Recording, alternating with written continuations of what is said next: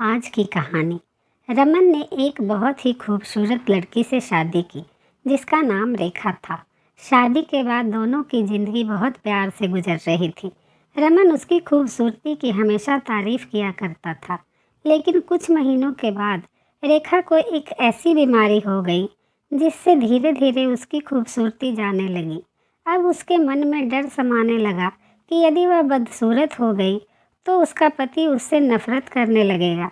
इस बीच एक दिन रमन को किसी काम से बाहर जाना पड़ा।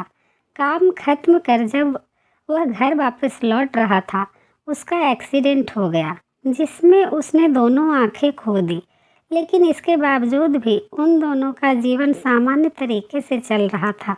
समय गुजरता रहा और बीमारी के कारण रेखा ने अपनी खूबसूरती पूरी तरह गंवा दी, पर उनके खुशहाल जीवन पर कोई प्रभाव नहीं पड़ा। एक दिन बीमारी के दौरान रेखा की मौत हो गई। रमन अब अकेला हो गया था। वह बहुत दुखी था। वह उस शहर को छोड़कर जाना चाहता था।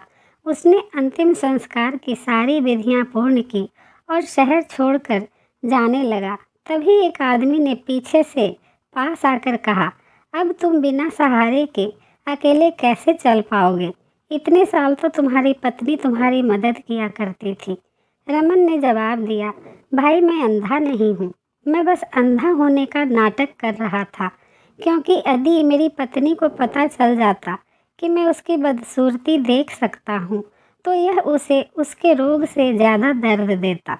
इसलिए मैंने इतने साल अंधे होने का दिखावा किया।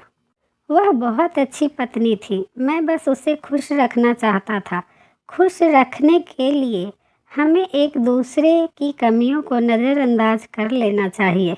उम्मीद करते हैं ये कहानी आपको ज़रूर पसंद आएगी, और अगर आप कुछ आध्यात्मिक स्पिरिचुअल सुनना चाहते हैं तो डिस्क्रिप्शन में हमारे दूसरे चैनल का भी लिंक है।